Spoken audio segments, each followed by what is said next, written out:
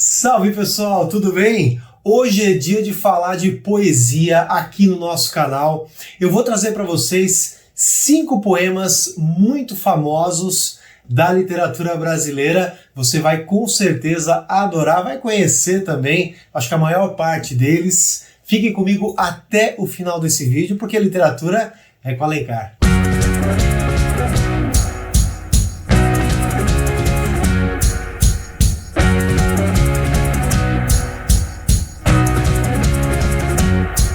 E eu vou trazer os poemas aqui para vocês numa ordem decrescente. O número 5 vai para um cara que foi amplo, foi múltiplo. Além de poeta, foi também músico, compositor, cantor, diplomata, autor daquela música Olha que coisa mais linda, mais cheia de graça. Já identificou? Vinícius de Moraes. E o poema é Soneto de Fidelidade. Gente, ele foi talvez o maior escritor de sonetos do Brasil. Essa forma poética fixa, composta de 2 quartetos e 2 tercetos, que já vem lá da Itália medieval. No Brasil, nós sempre tivemos ótimos sonetistas, mas ele conseguiu se identificar muito com essa forma aí e fez sonetos famosos. E é legal a gente pensar que ele é da segunda fase do modernismo. Veja que na primeira, a fase heróica, radical de Oswald, de Mário, não entrou o soneto porque é um jeito clássico, tradicional de fazer poesia, coisa que o pessoal da Semana de 22 não queria e agora o Vinícius retoma. Então a gente tem um soneto decassílabo, como é bem comum, com aquele esquema rítmico A, B, B, A. E a gente tem também uma ode a um sentimento. É o sentimento que, na verdade, traz sentido à vida, que é o amor. E essa entrega ao amor vai ser total, inclusive em 3 dimensões, digamos assim, que a gente já vai ver na primeira estrofe. De tudo ao meu amor serei atento, antes e com tal zelo, e sempre tanto, que mesmo em face do maior encanto, dele se encante mais meu pensamento. Então veja que você tem aí a palavra zelo, que é o modo, né, a dimensão de modo. Você tem tempo, né, que é sempre, e intensidade, que é tanto. O que não permite ao amante enxergar qualquer outro encanto. A segunda estrofe mantém essa coisa da entrega absoluta, o contentamento, o pesar. Faz lembrar até da cerimônia religiosa lá do casamento, na alegria e na tristeza. A outra metade do texto, os 2 tercetos, porém, não tem a mesma vibe, já trazem aí a possibilidade de término do amor, seja por morte, seja por fim de relacionamento. É o destino inevitável, é a solidão. E diante de um fenômeno que é passível de terminar, a gente tem que aproveitar, porque ele acaba. Olha só como termina o poema: que não seja imortal, posto que é chama, mas que seja infinito enquanto dure. É bom lembrar que o poema foi feito em outubro de 1939, mas foi publicado só no livro Poemas, Sonetos e Baladas de 1946. De 1939 é o livro Viagem, da Cecília Meirelles, e é nesse livro que está o nosso poema 4, chamado Motivo. Eu canto porque o instante existe e a minha vida está completa. Não sou alegre, nem sou triste, sou poeta. Eu não vou falar para vocês aqui todos os poemas inteiros, declamar, porque não teríamos tempo, o vídeo ia ficar muito longo, mas aí eu coloco aqui na descrição para vocês. A Cecília também é inserida na segunda fase do modernismo, né? Cecília, Vinícius, Drummond, Murilo Mendes, Jorge de Lima. Aqui no nosso canal já há vídeo sobre isso. Bom, nesse trecho aqui que eu falei, nós temos o verbo canto no presente. Isso já indica que o que a autora vai priorizar, o que o lírico aqui vai priorizar é o agora, é viver o momento, viver o presente. E diante da força do instante, do fugidio, o eu se mostra indiferente. Não sou alegre, nem sou triste. E a indiferença é expressa aqui pela antítese, que é uma figura de linguagem muito importante para esse poema. É que quem canta realmente não pode ser alegre ou triste. Tudo depende do que está acontecendo aí no momento. Eu diria até que o verbo ser nem combina muito aí. Seria mais estar, que é uma coisa mais fugidia. E é bacana dizer que a efemeridade, né, esse aspecto passageiro de tudo é algo constante. Era uma preocupação constante na poesia da Cecília Meirelles, a musicalidade também. É só a gente dar uma olhadinha na última estrofe, sei que canto e a canção é tudo. Ela também mantém um esquema ali de ritmo bem demarcado, né? Vai predominar 8 sílabas poéticas, há a presença também de rimas ricas, inclusive, que é quando as classes de palavras são diferentes. O número 3 é mais um poema modernista, Vou-me embora para Pazárgada, que está no livro Libertinagem, de 1930. De quem é esse livro, minha gente? Manuel Bandeira. Mas aí você já pode associar a primeira fase do modernismo. Manuel Bandeira, né, um dos integrantes aí desse primeiro momento, muito próximo à poesia dele com a do Oswald, a do Mário. E é um tipo de texto que prioriza a linguagem coloquial, a valorização do cotidiano, a rapidez e a tecnologia da vida nas cidades modernas. Pazárgada significa tesouro dos persas. Essa palavra o Bandeira ouviu quando era um adolescente e depois, já adulto, ele fez um poema a partir desse termo, no momento de tristeza, de solidão, quando ele queria estar em um outro lugar, em uma outra situação.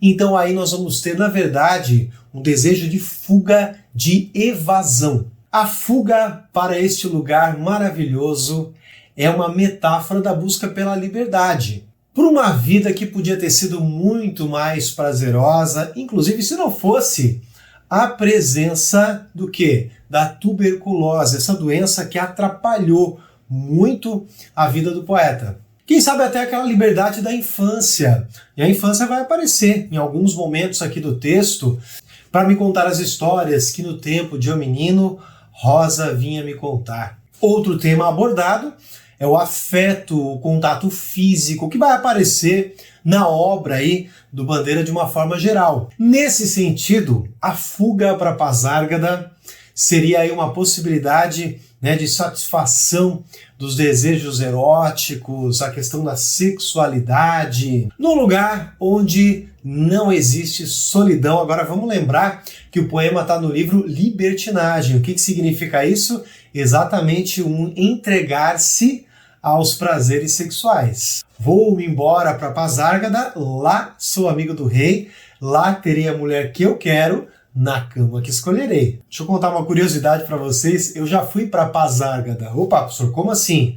Então, literalmente falando, eu já estive no Irã, mostrar uma foto aqui para vocês, ó, viu?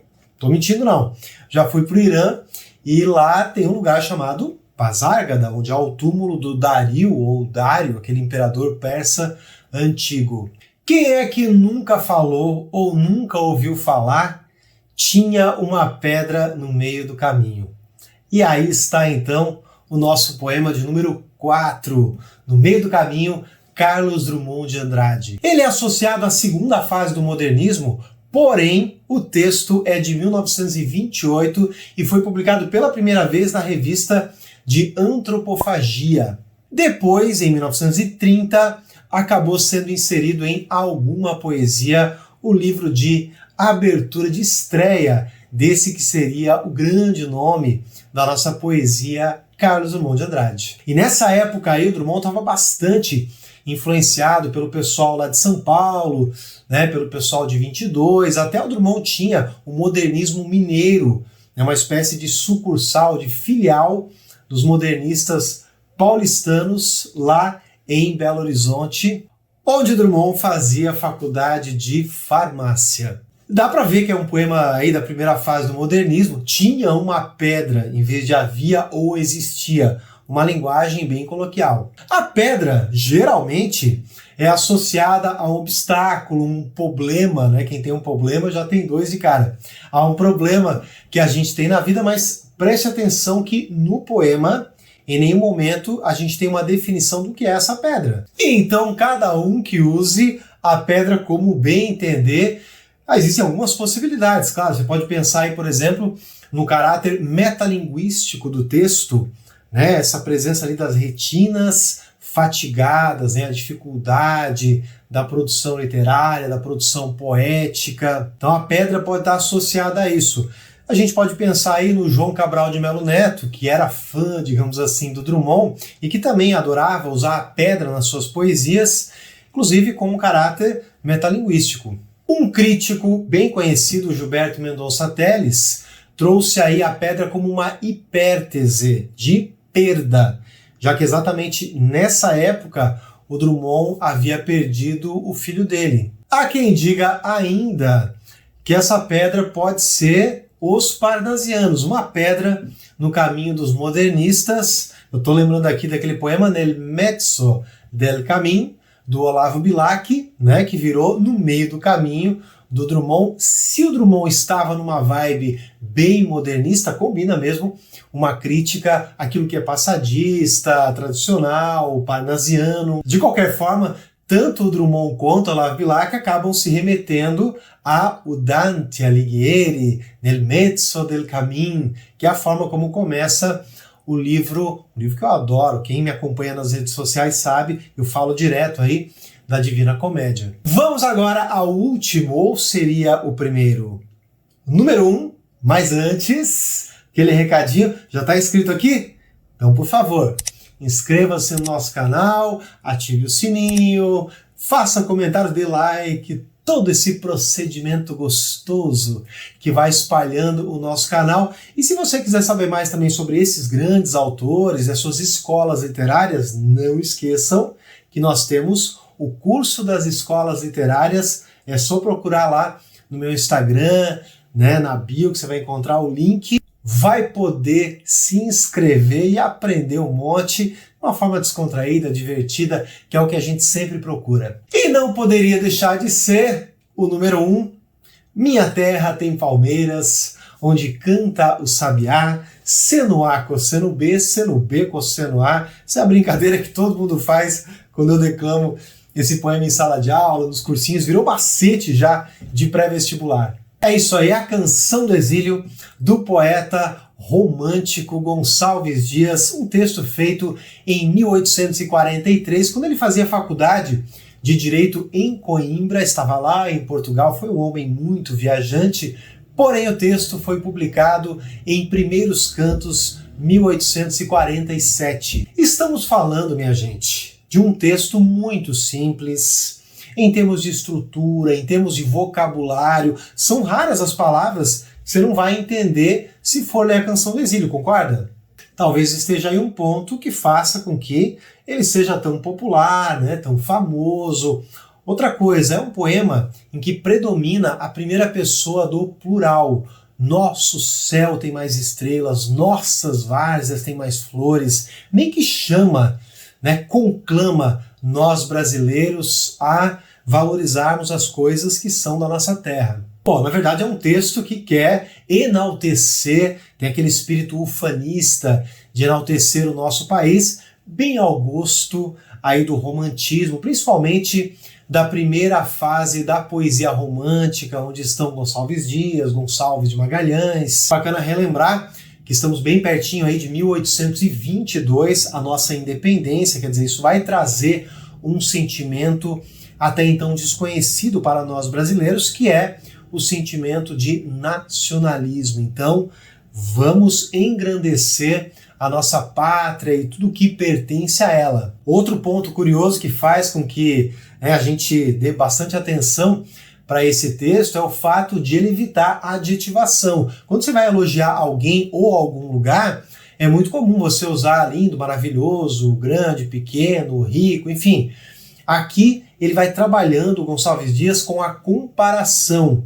Então, tudo isso misturado faz com que a gente acabe elegendo aí a Canção do Exílio como o poema mais pop do Brasil, tanto é que também existem muitas versões, muitos intertextos. O Drummond tem uma versão, o Mário Quintana, a Cecília Meirelles, o Oswald de Andrade, até mesmo no hino nacional brasileiro nós encontramos a Canção do Exílio. Nossos bosques têm mais vida, Nossa vida em teu seio, mais amores. Valeu, minha gente. Deixa aqui nos comentários qual é o seu poema preferido desses 5 aqui que eu falei, ou se tem algum outro que você goste na literatura brasileira. Valeu, um abraço a todos, até a próxima. Bye. Mas antes, aquele carinho.